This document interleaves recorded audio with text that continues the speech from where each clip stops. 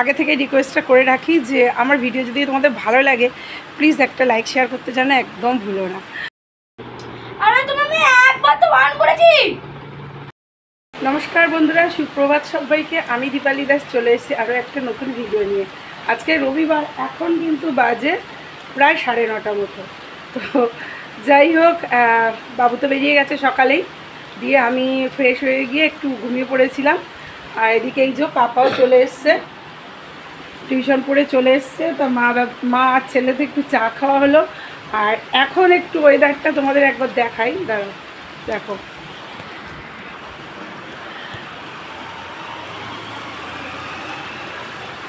দেখো সকাল 9:30 বাজে আর বৃষ্টিটা শুধু দেখো একবার, দেখেছো কীরকম বৃষ্টি এসছে সকাল সকাল। তো এখনও টিফিন বানানো হয়নি। যাই হোক, তোমরা পুরো ভিডিওটা দেখতে থেকো। আর তোমাদের কাছে ছোট্ট একটা রিকোয়েস্ট, আগে থেকে রিকোয়েস্টটা করে রাখি যে আমার ভিডিও যদি তোমাদের ভালো লাগে প্লিজ একটা লাইক শেয়ার করতে জানো একদম ভুলো না। তো চলো এবার রান্নাঘরে যাই, টিফিনটা বানাই, কারণ অনেকটাই বেলা হয়ে গেছে, অনেকটাই বেলা। আর একটা কথা বলি, তোমরা তো সবাই জানো কলকাতার পরিস্থিতিটা। তো যেই মেয়েটার সাথে এত বড় একটা অন্যায় হলো, এখনও অবধি কিন্তু কোনো দোষীরা শাস্তি পায়নি। তো এটা আমরা সবাই মানে আশা নিয়ে বসে আছি যে কবে দোষীরা ধরা পড়বে আর তাদের কঠিন থেকে কঠিন মানে অতি কঠিন শাস্তি হবে, সেটার অপেক্ষায় কিন্তু আমরা সবাই বসে আছি। সকালেও কিন্তু আমি একটা ভিডিও দেখতে দেখতে নিজে ঘরে একা ছিলাম, মানে কী বলবো তোমাদের, হাউমাউ করে কেঁদে উঠেছি। তো সেই ভিডিওটা হচ্ছে ওর মায়ের ভিডিও। মা কিভাবে মেঝেতে মানে মাটির মধ্যে পড়ে আছাড় পেছাড় খাচ্ছে, মানে সহ্য করা যাচ্ছে না, এতটাই মানে মায়ের কষ্ট। আর আমিও তো মা, আমারও তো মেয়ে আছে, তো দেখে এগুলো মানে সহ্য করতে পারছি না। কিন্তু তবুও আমরা আমাদের জীবনে এগিয়ে যেতে হবে, আমাদের মানে নিত্য প্রয়োজনীয় যেগুলো কাজ, রোজের কাজ সবই করতে হবে।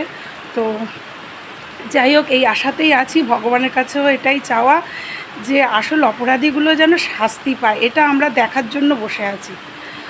তো চলো যাই হোক, এবার রান্নাঘরের দিকে যাই। অনেক দিন পাপা স্যান্ডউইচ খায় না, তো আজকে যেহেতু দিদিভাইকে টিফিন দিয়েছি স্যান্ডউইচ, ওরও ইচ্ছা স্যান্ডউইচ খাবে। তো যে বাটার লাগিয়ে ব্রেডটাকে সেঁকতে বসিয়ে দিলাম, আর এদিকে চিজটা দেখলে টুকরো টুকরো করে কেটে নিলাম। এপিট ওপিট করে সেঁকা হয়ে গেলে ওপর দিয়ে টুকরো করা চিজগুলো দিয়ে আর একটা ব্রেড দিয়ে আবার এপিট ওপিট একটু গরম করে নিলাম। তাহলে কি হলো, চিজটা কিন্তু খুব সুন্দরভাবে গলে গেল। এবার ওপর দিয়ে দিচ্ছি শসা।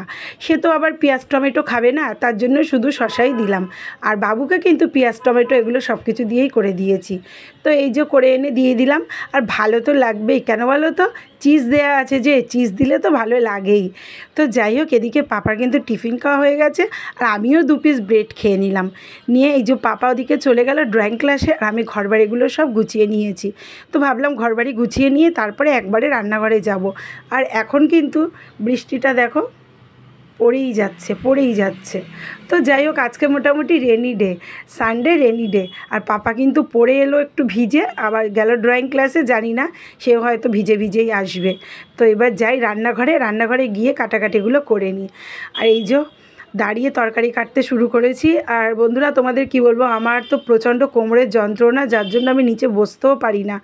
তো যাই হোক, যাবো ডাক্তার দেখাতে, এত যন্ত্রণা হচ্ছে যে কি বলবো। তো ডাক্তার দেখাতে যাব, আর সেটাও তোমাদের সাথে অবশ্যই শেয়ার করব। তার জন্য এই যে দাঁড়িয়েই কাটছি সব কিছু। আর জানো তো, অভ্যেস নেই দাঁড়িয়ে কাটার, তো একটু অসুবিধাও হচ্ছে, কিন্তু কিছু করার নেই। তো সেই মানে শরীরের জন্য এগুলো করতেই হয়, তাই না? তো এদিকে দেখো সব আমার রেডি হয়ে গেছে। আর একটু ডালও বসিয়ে দিয়েছিলাম, পাতলা করে একটু মুসুরির ডাল করলাম।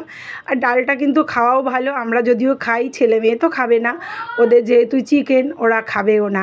তো এদিকে ডাল হলো, আর অনেকগুলো সবজি ছিল। তো ভাবলাম সব সবজিগুলোকে একটু পোস্ত দিয়ে রান্না করে ফেলি, ওটা করে নিলাম। আর এদিকে চিকেনটা কিন্তু আজকে খুব বেশি মশলা দিয়ে করিনি, একটু পাতলা করে আলু দিয়ে ঝোল মতো করেছি। আর এই যে এদিকে দুপুরও হয়ে গেছে, পাপার প্রায় কিন্তু খাওয়া শেষের দিকে, আর আমি এদিকে টেবিলেও খেতে বসে গেছি। আর ঘরে তো কেউই নেই, পাপা আর আমি, তো দুজনেই খাওয়া দাওয়া করে নিলাম। নিয়ে এবার একটু না বারান্দায় চলে এলাম, জামা কাপড়গুলোকে উল্টে পাল্টে দিই, কারণ এখন দেখলাম বৃষ্টিটা একদম থেমে গেছে, হচ্ছেই না।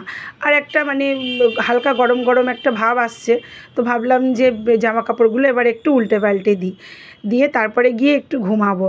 আর একে দেখো জানলার কাছে দাঁড়িয়ে আছে, বেচারা আজকে খেলতে যেতে পারলো না, তার কারণ বৃষ্টির জন্য। আর আমি যে ঘুম থেকে উঠে গেছি, আর ওর আজকে ব্রেড খেতে হবে। তোমরা দেখো, সেই বলছি বলে আর ভিডিওটা নিচ্ছি বলে ভীষণ রাগ ওর। আরে তুমি আমি একবার তো বারণ করেছি।